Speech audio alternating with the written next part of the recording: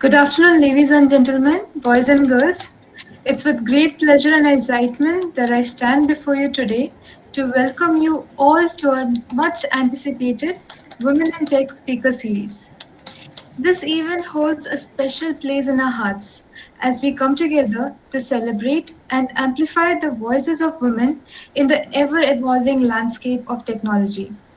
In a world where technology shapes nearly every aspect of our lives, it is imperative that we recognize and celebrate the contributions of women who are making waves in this field. Today, we have the privilege of hearing from two extraordinary individuals who have not only excelled in their respective careers, but have also paved the way for future generations of women in tech. Throughout this event, we'll into their personal journeys, exploring their triumphs and challenges they have faced along the way, from navigating the male dominated spaces to breaking barriers, and their stories are both inspiring and empowering. But this event is not just about inspiration, it's also about fostering meaningful dialogue, sharing valuable insights, and building connections with our community.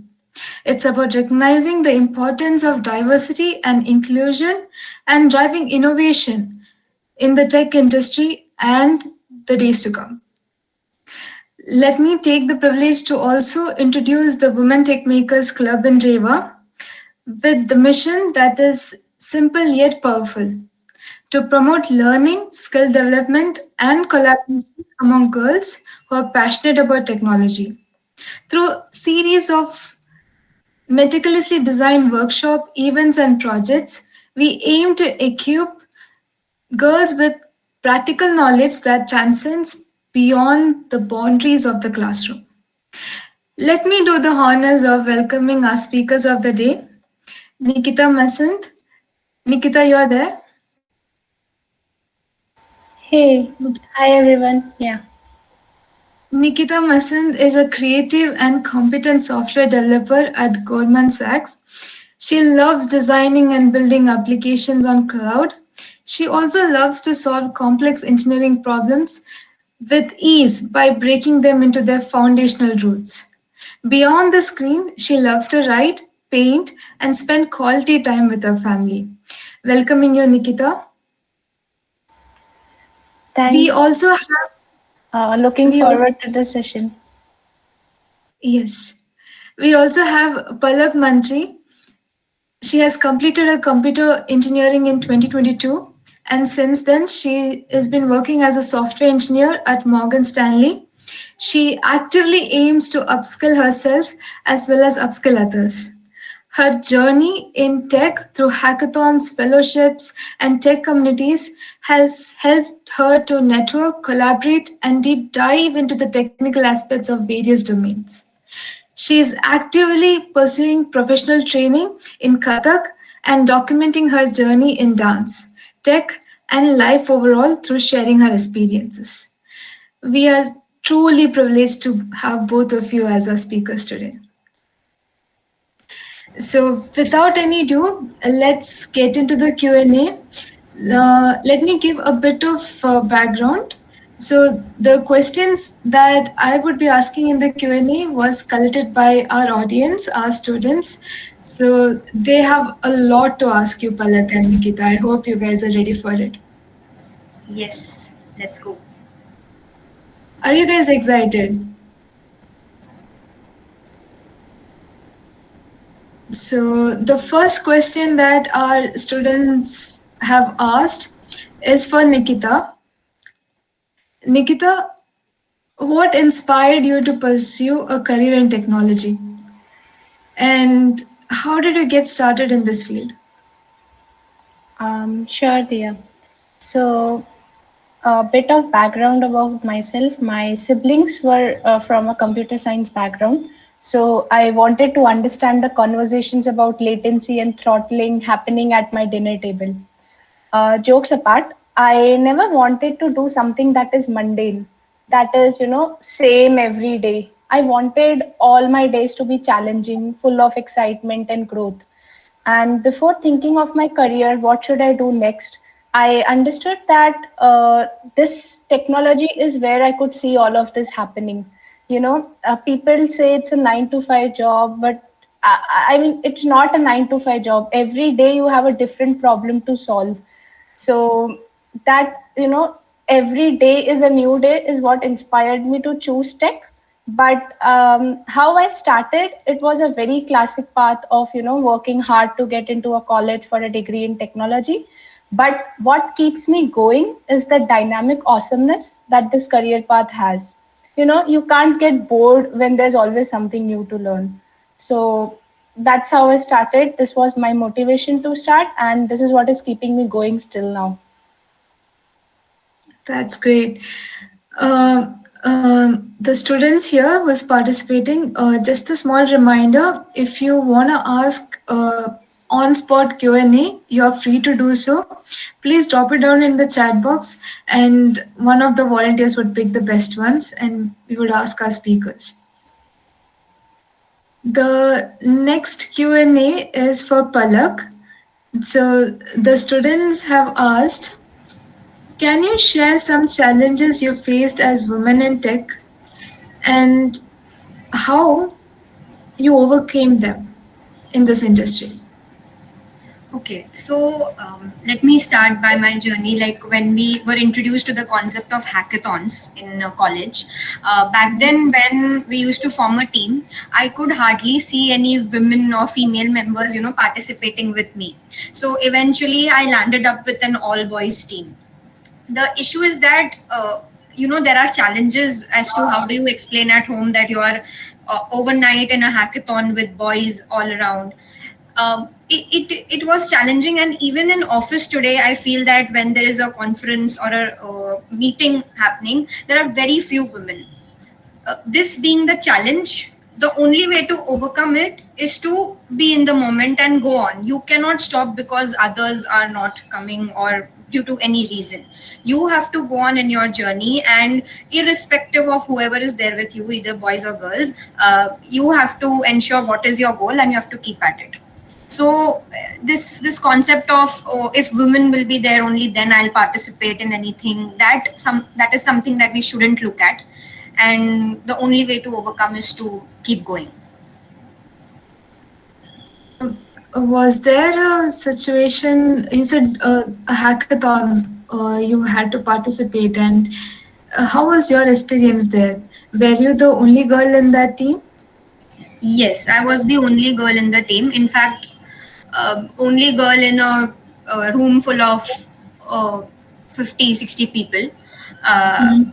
but then you do understand that why we are here. You have to understand there is a different motive of why we are here, why we are participating. And once you Mhm. have that in mind, all the other things will not matter to you. Who is there, who is not there. So it That's is nice. okay. Palak, did you win the hackathon that day?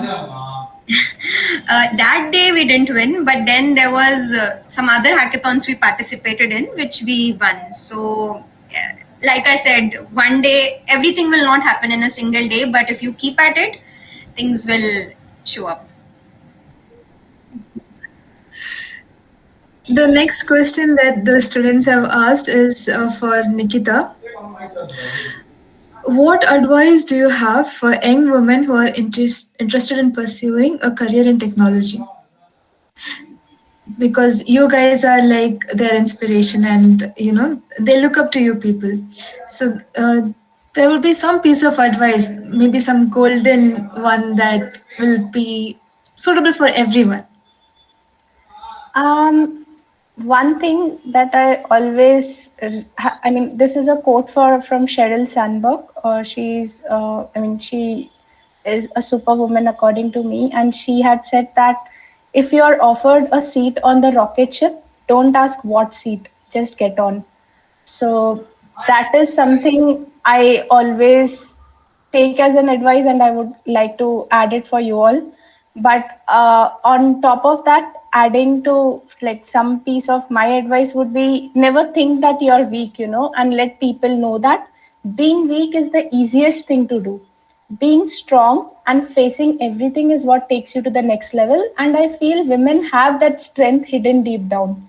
So, never have that mindset that I don't know about this. I don't think I would be the right person to do this. Instead, go on that field, do all your homework, come back and say, hey, I think I'll figure it out. So, I'll give you an instance that in my team, like let's say if you're, I'll just give you a generalized instance that let's say if you're working in a team, there are two people. One person always looks for sympathy, stating, hey, I have a lot of work to do, I don't understand things. And there's other person who is a go-getter. He or she is like, hey, just put it on. Even if I don't know, I mean, it's okay, I'll figure it out.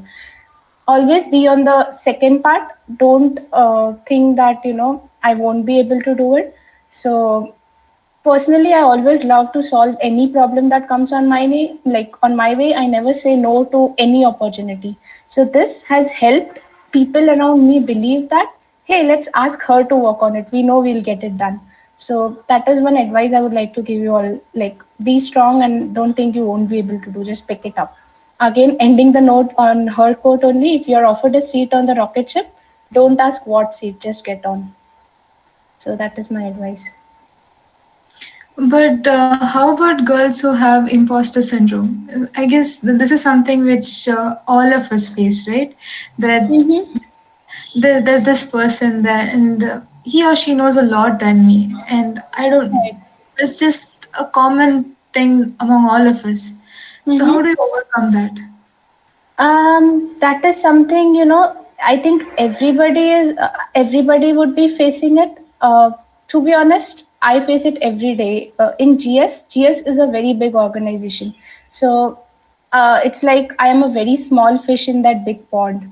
But the thing that keeps me going is I am always up for anything that comes on my way. Even if I get an impulse, I know people deserve more than me. I know people, there would be someone else who would like do it the way better than me, but they won't be able to do it the way I am doing. So everyone is special. Let them get their chances. Don't think that, I mean, don't be in a way or be sympathy, like have sympathy that okay, I am getting it and why they are not getting it. Just pick it up and make sure you rock it. Everyone, God has made ample of opportunities for everyone, so just like have them. And one thing that I always do is I write down my stuff down. I write down all my accomplishments for these days like these where I don't feel good. So like for example, I would give an example that wherever previous talks I have given, if today I would have been thinking, hey, do I even deserve this? So I would go through my diary and see, okay, I have already given these. I think I would be able to do it. Not a big deal. So have your accomplishments written down. You are your own cheerleader. So cheer yourself up and take actions. Imposter syndrome is when you don't take action. I mean, I would say whenever I feel I'm not good enough, I study. I do something that makes me happy and makes me 1% better. So, I mean, find your ways, be your cheerleader, and take actions. That is what I has been helping me. Great. Yep. Even I would like to add here. So there is this one quote which says, I will keep clapping until my turn comes. So, yes, I mean, we do see a lot of people achieving a lot of things, and it is fair. We can only take inspiration and be happy for them. And there will be one day where we will also be successful in our own way. Yeah, and we would be there in their place, receiving the praises. The next question is for Palak. Can you share a memorable moment or project from your career in tech? Yes, so this was during my final year in college where we got to know about an opportunity in Web3 about it was about Polygon Fellowship.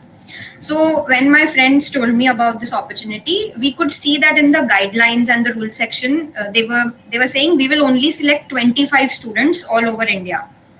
So a very common thought that came to our mind was, will we be even selected in those 25 students? Like, should we even try? And honestly, it is the parameter is difficult, right? 25 out of all the students that apply, and to be honest, 3000 plus applicants had applied for that. And without seeing these statistics, what I had in my mind was, okay, let's just try to apply for this opportunity. I am not doing it for the number that I will be one of the 25, but I genuinely want to know more about this Web3 opportunity, this Polygon fellowship.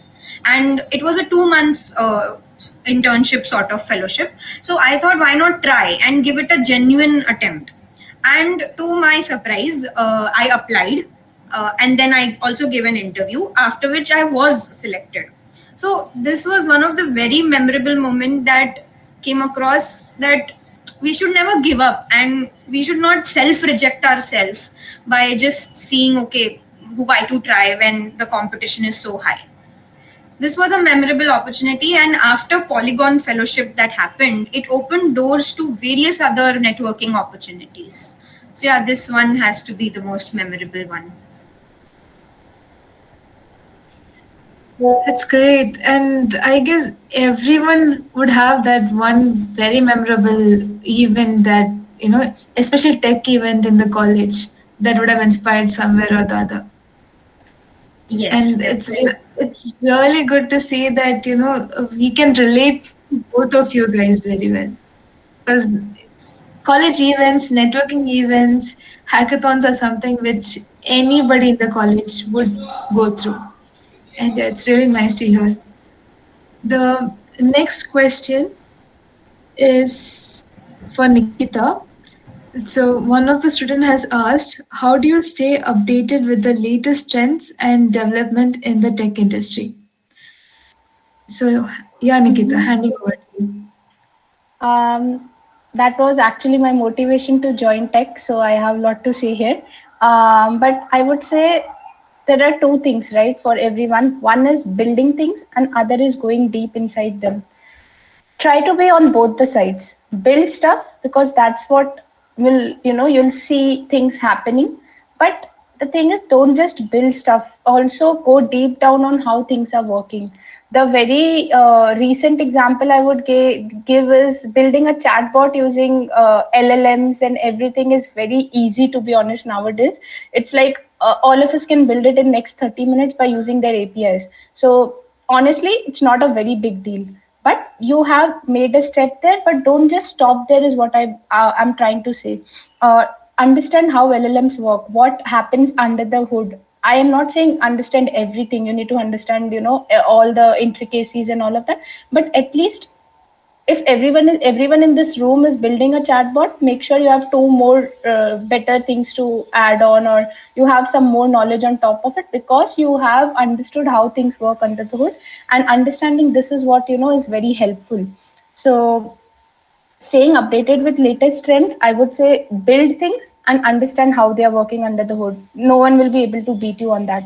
And every day take out some time after. For me, since I'm working, I make sure that after my work every day I give 30 minutes or something to read about things that are happening around me. And I've seen people actually doing it, so that they are always up to date with what's happening and how things are working. And even for you all in college, don't just restrict yourself to your subjects. There is a world beyond that also, so try to understand all of that.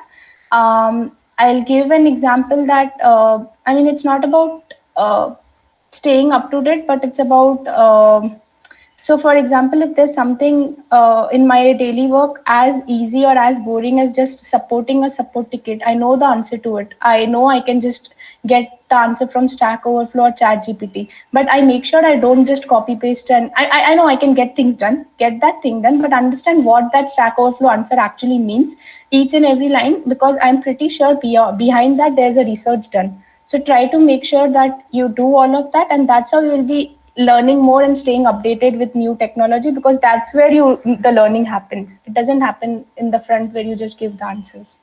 So that's what I do, and I make sure to document everything because I forget everything. So yeah, that's what is my way of staying updated. Is there any specific platforms you would recommend students to be updated? Like we have a Mm-hmm. few channels. We have Medium. Medium is a great way to get 2 minutes, Right. 3 minutes read worth content. But any Mm-hmm. platforms do you recommend for students? For me personally, it is definitely Medium. There are a lot of programming articles on that, and I also see a lot of Reddit questions, or Reddit has a lot of things happening on in tech. So I make sure to read about all of them there, and along with that, there is a new platform called as Dugup. It has just been introduced. It's a startup actually, and there they actually add all these things happening, like how things work under the hood and all. So I read there, and YouTube is a good source, but all of us get distracted. So I make sure to read them in an incognito mode so that I don't get distracted. Personally, I have a different profile whenever I am reading something. And LinkedIn, try to follow people who actually add worth to it. So whenever I scroll my LinkedIn, I actually see there are a lot of technical articles. They are small snippets, but they are very useful. So someone explains what that API is doing, why that is adding latency. So yeah, I mean, there's a lot of things that is happening. Internet is a huge source. Just search anything and you'll get things. So for me, these are the platforms. Okay, this was one very spontaneous question asked by a student. So, yeah. Um, the next question is for Palak. How do you maintain a work life balance in a demanding field like technology?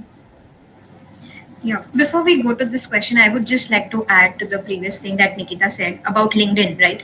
Many of my friends have a perception that LinkedIn is just where people boast. They just keep, someone is getting promoted or someone got an internship or job, and they feel that LinkedIn is full of such things. But no, there is another side of LinkedIn, like Nikita mentioned, where people are actually sharing their learnings, their experiences. It's very important to connect with such people, with the right people. So one tip that I would like to give, which I follow, is that, let's say you have to, you have a dream company. So follow and connect with all the people on LinkedIn from that dream company, so that anytime you want a referral or anytime you see any advancements or notices that the company has to say, their employees can share it with you. So make sure that whatever is your dream company or dream job, you follow such people and you connect with such people. Be very mindful of whom you connect with and who you have on your feed. Otherwise, LinkedIn will just be just another social media. Yeah, it would turn out to be Instagram. And I really thank God that reel option is not there in Instagram. So, yeah. Yes. So be very mindful about how you use LinkedIn and definitely other social media. So now Yes. talking about the question that you asked about work-life balance, funny that we ask this question in our work setting as well to our managers, that what do you think about work-life balance? And they say that there is no concept such as work-life balance. Some days there will be work that has to be given more priority. Some days your personal life or your other aspects have to be given more priority.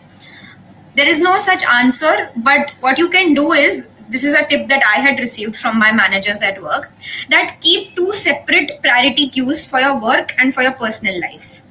And priority queues will help you in understanding, okay, this is important at work in this priority queue, and in my personal life there is another priority queue which is important. So I keep juggling between the top most priority in my work and in my life, and that is how maybe we will solve it. To be honest, I have also not completely achieved work life balance, but yeah, trying every day. But this definitely helps, keeping two separate intentions in your work life and in your personal life. Thanks, Palak. I think what Palak said, I can relate, and from what I learned from her is there's nothing called as work-life balance. There's work, there's life, and you need to find a balance.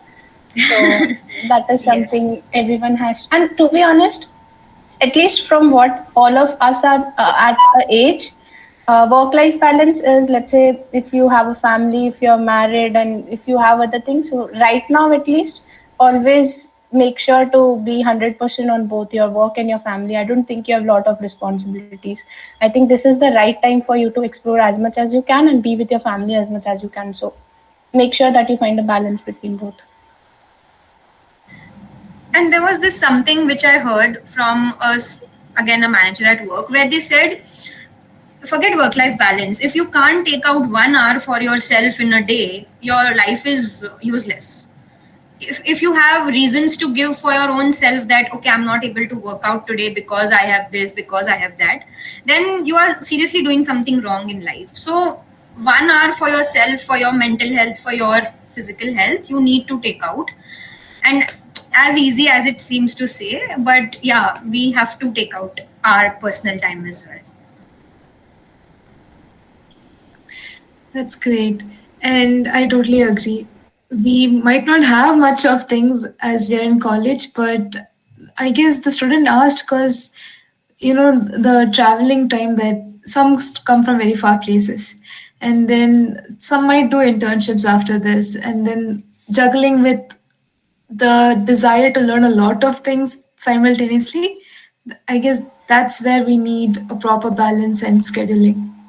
I So, can add or relate to that because my college was 1.5. I mean, at least 1.5 hour. I used to travel one side, so it used to take me 3 hours every day in travel. But that's what I think now. Now my office is just 10 minutes away, so I think that's what that time is what made me stronger because when I used to travel in local train, everyone used to scroll through reels, everyone used to have fun, sleep or do anything, but I had that desire.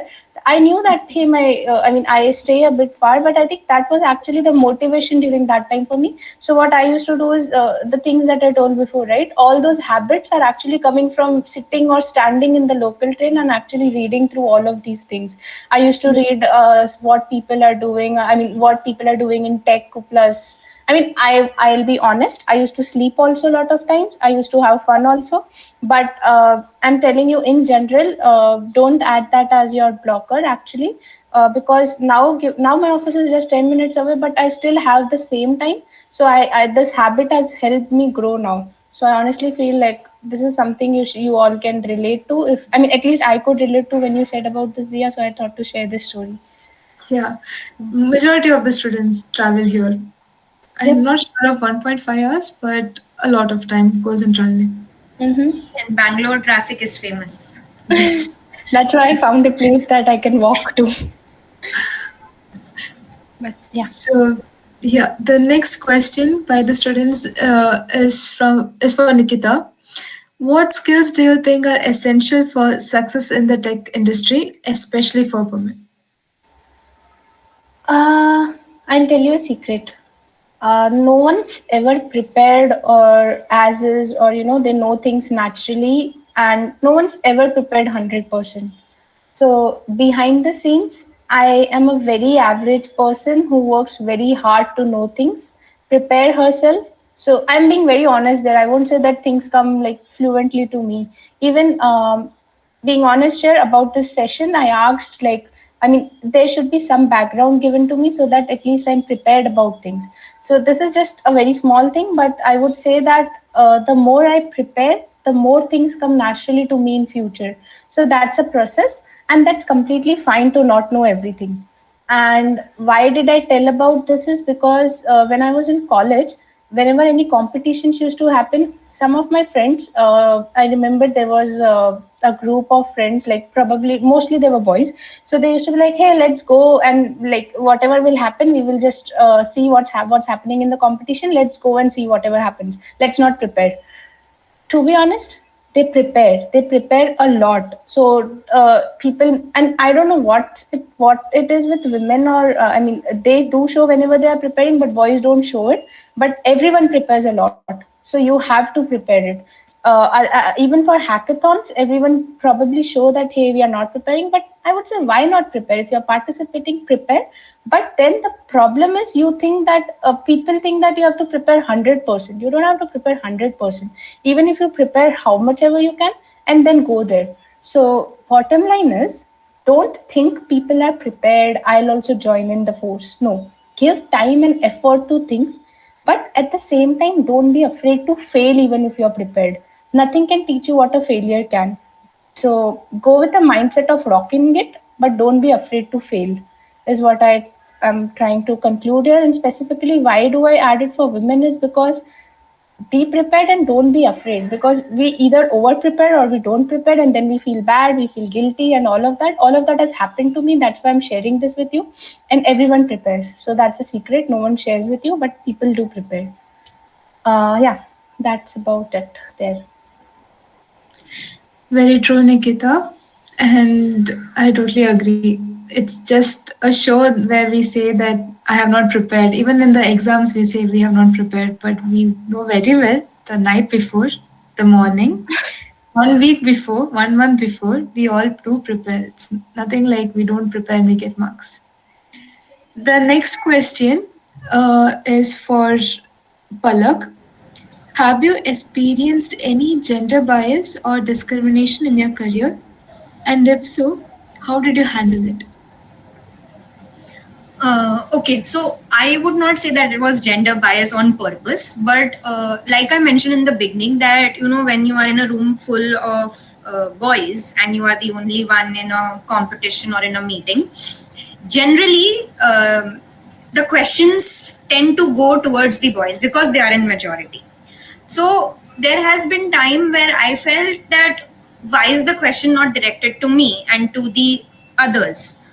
But you know that you have done the work, you know why you are in that meeting or why you are in that competition, and even though that the question is not directed to you, you can still give your perspectives, you can still put your point to the table. And this is something that I felt like this can be something that I should deal with. And I wouldn't say that, like I said, it was on purposely done to me, but if at all, if you feel any situation like this, then we don't have to care about that, we have to put up perspectives on the table. So that is how I dealt with it. Great. The next question is for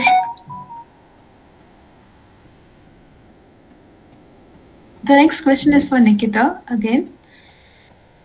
What are your thoughts on the future of women in technology, and how do you see the industry evolving in terms of diversity and inclusion? For evolving, I would say that there's already a lot of shift that I see has happened compared to how it was before. And I am honestly fortunate enough that I do not face any, or have not faced yet any discrimination. Because, as Palak said, always be very vocal about it. If you feel something's not happening, just get included. Don't care about anything. Just go and get involved there. So that is one thing. And always, I mean, I have always been very vocal. If I feel something is not happening right, I would just say that, hey, I feel that I deserve this opportunity. If I don't think I've been given that. So you will then understand, or you'll know that, okay, what's happening, and what is the reason. And even if there is any reason, make sure to make it a point that it's not just about discrimination. So always be upfront on that. But I do see a lot of women do face this in their organizations, and I would say the solution or the way to resolve it is including. First of all, everyone just make a mindset shift, that thinking that technology is only a men's forte or anything like that. Make a mindset shift there. It's 21st century now, so and even I won't say about century. We have seen the history of women in technology, so they have already done wonders. So involve women. Don't just form gangs amongst yourself and discuss things of technology, thinking that she won't be able to get it. She does get it. She'll get everything, but all of us have to take a step of involving, is what I feel. Rightly said, Nikita. The next question, we have a student who want to ask. So, Chirag, you are there. Yes. I'm handing it over to Chirag. Yes, Chirag. Yeah. So my question is to Palak. So can you share any tips for networking and building professional relationships in tech community? Okay. So before starting this, I read a quote by a a famous entrepreneur who said a lot of young people in India are worried about losing their reputation when they have none. And this hit me like it was directed to me because as college students or as working professionals, we are very worried about what people will think or what is my reputation going to be like. And we have to understand that it is always a work in progress and we will never be one perfect person. So when it comes to networking, you have to understand that whatever you are right now, present yourself in the best way possible and genuinely make an attempt to talk to people, make an attempt to know more about their journey, and instead of comparison, try seeking inspiration from them. So that is something that will help you in building relationships, and not just being egoistic about, okay, I will not talk to this person or that person. So that is something. And like we mentioned before, be vocal about what you want.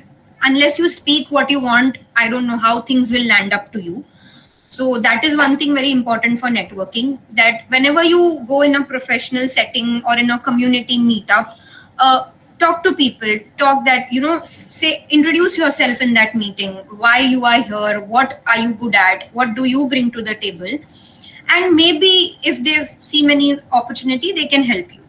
And remember that networking is not a one time game. You don't know that the network that I had with a person 5 years ago, how it helped me in my life later.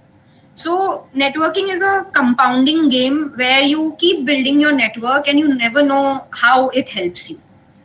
So I mean, yes, and I will share a story here. Like Nikita is my college senior, and I was very curious to know how to start with interview preparation and DSA. So Nikita, even I'm sharing this with you today only, that we met right before COVID. Like COVID was announced on 17th March or someday, and we met on 14th March. And I asked her, please, can you help me with the resources I'm not able to figure out.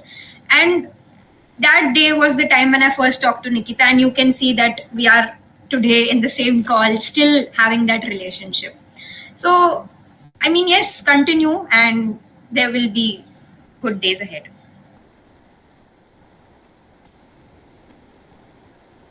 Thank you so much, Palak. It was actually really inspiring and very helpful.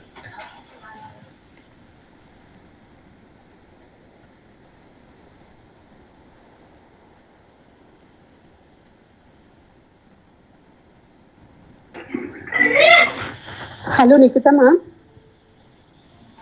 Hi, Kavita. Yes, I am the assistant professor from KLIT Hubli.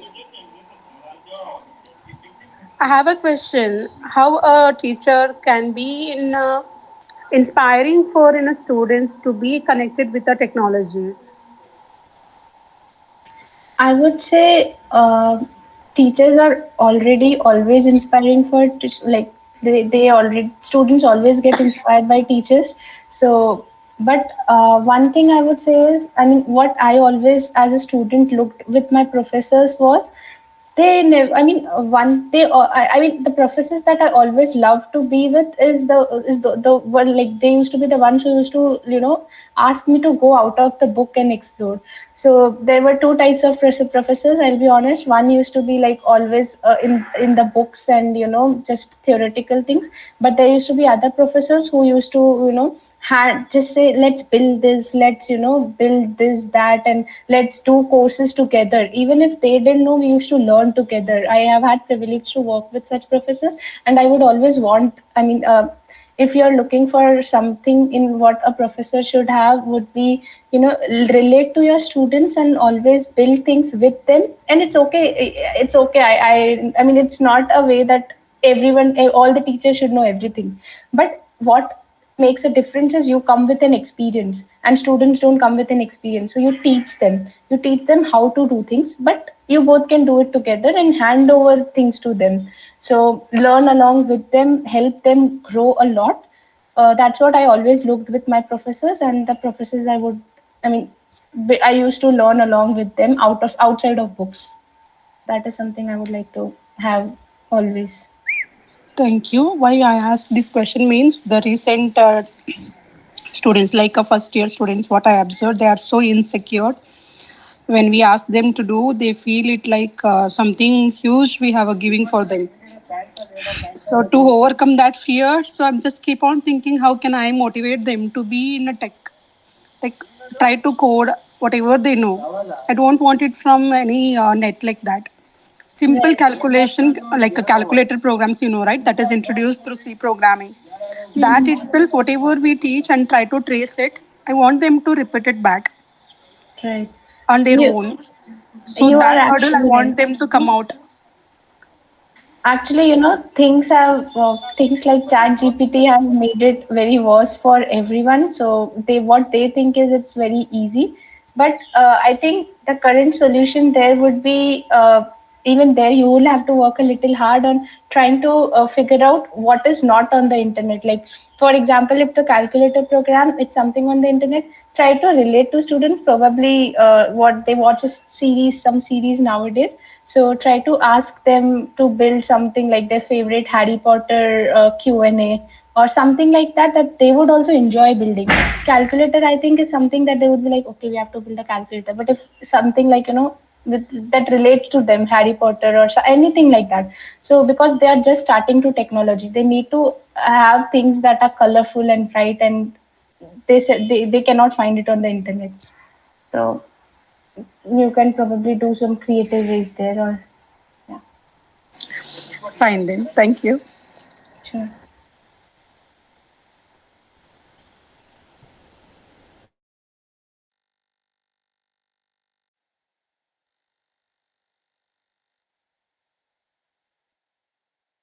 Yes, you Yes, are, yes. ma'am.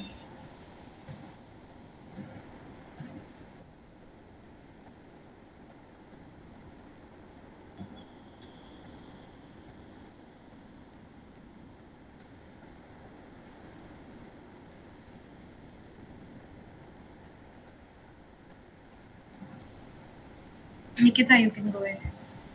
Sure. I have two such I have a lot of examples, but I can share two here. So one of them is actually I was given a task. It already had a lot of things in it, so I thought, okay, let's do it. I did that. It was done, but I was not satisfied personally with the speed. But I mean the speed of the response that I was getting. Then I was like, but is that required to work on it? Everyone around me was happy. They were like, hey, it's done. So finally it's done. So let's go to the next task. But I was not satisfied. But now I got the next task also. So I during the office hours I worked on the next task. But behind the scenes here, know I can improve its speed. I wanted to actually do that. Because when you actually work, I mean, I'll give an example. Now I'm talking. Let's say the speed is like nothing. Like I think there will be just some network latency. But if I'm talking and you receive it after 5 minutes, you will feel frustrated. That's the reason I wanted to improve the speed there also. Then I thought, okay, let's work on that. And I actually worked on that. I improved the speed by a good amount of percentage, and I showed or displayed it to my team members. And I would say that was one of the experiences I actually walked out of my comfort zone, but I also was rewarded for that. You know how there was a session, there's a tech gig community. Probably you all are college students, you would know about tech gig. I actually ended up delivering a session there on how I improved the speed of the code that was not even required, but it was important. So I would say here the lesson learned was don't just do what you're asked to do. Go beyond that, and trust me, going beyond staying curious will always lead you to your best version. So challenge yourself if you are at a comfort zone. There was other time when I felt that I am not doing good work enough. I feel I'm become very comfortable. Nothing new coming in. So I stepped up and I asked my manager, my mentors, or anyone in my team members, hey, I'll work on this. I'm not saying I won't be working on this because I understand this is required, but give me something new also. I want to work on that also. So I worked harder and worked on both of them parallelly. So I would say, and you don't have to work on both of them. You can find things outside of your office also. But during that time, I wanted to actually, excel there. That was the reason. But I mean, what I mean to say is, don't just stay like this. Stay like this. So that is what you should do. I'll hand it over to Palak. I know she has better stories. No, this is a simple story of taking risk.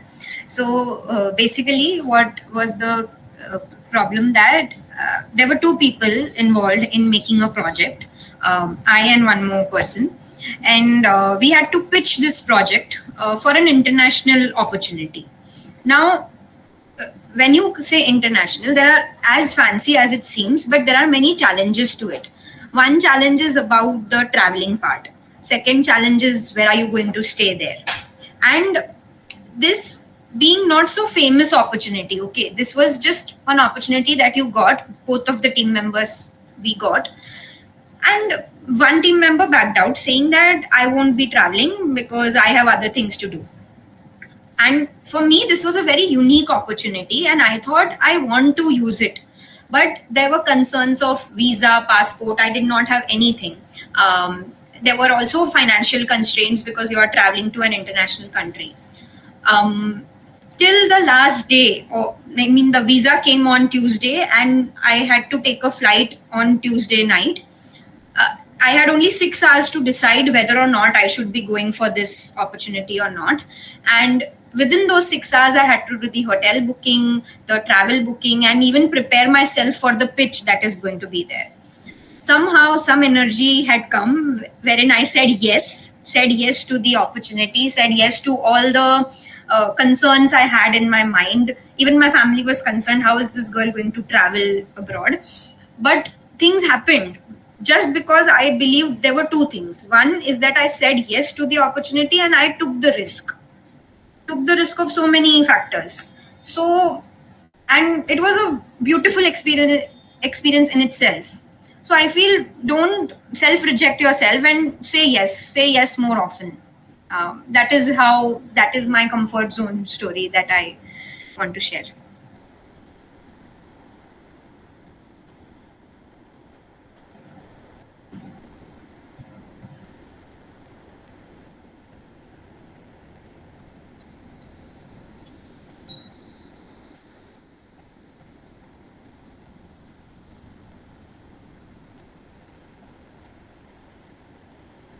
By the time the volunteers come in, I would also like to highlight one factor that Dia had pitched me about taking part in hackathons. So Nikita, we can discuss that probably on like hackathon experience and how should we go about and whether or not we should participate. What is your opinion? Say yes to everything, as you said in the last answer. Yes. Yeah, I mean, what else do you? So for at least college students, I would say, don't think any opportunity comes in, just say yes. One thing I've always regretted is I always wanted to participate in Google Summer of Code, but I couldn't because, See. yeah, I mean, I used to think that how would I? That's what I told you, right? I used to think how would I prepare, most of my time went in overthinking and preparation, but I never ended up participating there. But if I would have like started over all again. That is the first thing I'll go and do. So I would say it's not just Google Summer of Code, but hackathons is something that is comparatively easier. You just have to invest 2 or 3 days. So just go, step in, and participate. I've been in an all-girls hackathon with 2 of my friends in college. I've been in other hackathons with some of my other friends, and it's a different experience in itself. And to be honest, you always win a hackathon because you end up doing something. You end up, and you don't have to know everything, but you end up learning more, being better version of yourself. So yeah, I mean, never say no to a hackathon, even if you don't know about it, even if you don't know the technology behind it. Just participate.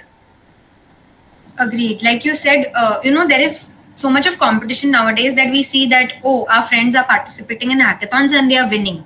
So sometimes I feel the mindset which we go in a hackathon is that we should win this hackathon, we should get the prize, otherwise there is no point in participating. But sometimes a hackathon is more than that. It is more than winning it, and the actual win is that you learn something, like you rightfully said. If even if you learn something in those 24 hours, that is a big win for us. And merely getting the certificate is definitely a validation, but there are more better things. And you get goodies too. Free food also sometimes. Yes, that motivates. Yes. So we should participate in hackathon for the experience of it. Yes. And never participate. Yeah, I mean, that's what. Never participate just as I previously said. At least be prepared. Never participate without preparation. At least be prepared a little bit. So, Fair. yeah. Okay. Do we have Dia here? So, hi speakers, both of you. So, I have another question. I'm Chirag, by the way. I have another question to Palak. Can you share any resources or communities that have been particularly helpful for you in your tech journey? Here we have, in your tech journey. Yes, and I would like to share this experience as a collaborative one with me and Nikita. So, in college, I was a part of the Google Developer Student Club, and it helped me definitely in networking, but moreover, going beyond your college and interacting with the leads all over India. So, and I'm not saying that in every state there is a lead who is your friend, but some connects that you make beyond your college journey help you in various aspects. So I feel networking through the communities helped. Second is that the leadership position that also helps you, I feel. And even my friends tell me the way I was before that leadership position and after that has changed me a lot as a person. Because when you take a position of responsibility, like the word says, right, you become more mature in a way. You know that you have a responsibility to deal, and you can't be lazing around or not doing things, because you are accountable for a certain thing. So I feel leadership in any way, in any form, will help you grow, and the communities are a good way of exploring that. So it also adds an extracurricular aspect to your profile. And that is why if you get a chance to be a part of any community, not just for your resume, but for your development or personality development, definitely give it a shot.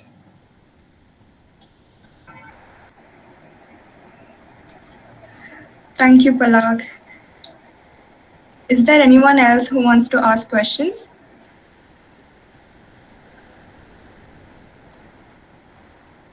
Okay, I think that's it.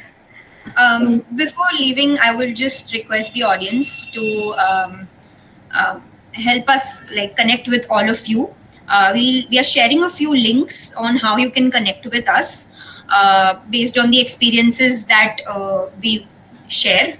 So I'm just sharing my Twitter and YouTube handles. If any one of you would like to connect there, would love to be a part. And also Nikita has a beautiful page on Instagram where she writes. Nikita, would you like to share about that? Sure, Palak. Thank you for bringing that up. Yes. Just a side note, being engineers, sometimes there is a chance of losing creativity. And I feel in any way, if we can be creative in our life, that will be helpful for the left brain and right brain working. There is a notion around that. So explore your creative side as well, apart from the math and all that we do in engineering. Yes, and that is required, especially when you start working. You need something that is outside of what you do every day. I mean, make sure to find a hobby, and it's very easy to find a hobby in college. You don't have to do anything fancy, like doesn't have to be anything fancy, just something that keeps your brain occupied and that is outside your studies or outside your work or engineering as such. Okay, sounds good. Over to the volunteers. Okay. Is there anyone who wants to ask questions? I guess that's it. So we'll move to word of thanks. As we draw the curtains on our Women in Tech speaker session, I would like to extend my heartfelt gratitude to each and every one of you who joined us today. Your presence made this event truly special.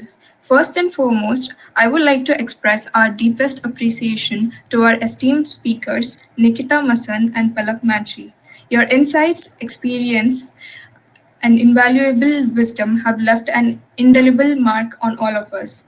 Your stories have not only inspired but also empowered us to navigate the dynamic world of technology with confidence and resilience. Thank you for sharing your journey with such candor and authenticity. To our attendees, thank you for your active participation, insightful questions, and engaging discussions. Your enthusiasm and passion for advancing women in tech are truly inspiring. Last but not the least, I want to acknowledge the broader community of women in tech. Your resilience, determination, and the drive, positivity, change in our industry. Let's continue to support and uplift each other as we strive for greater representation and equality in tech. As we depart from this virtual gathering, let us carry forward the lessons learned and connections made. Together, we can create a more inclusive and equitable future for all in the tech industry.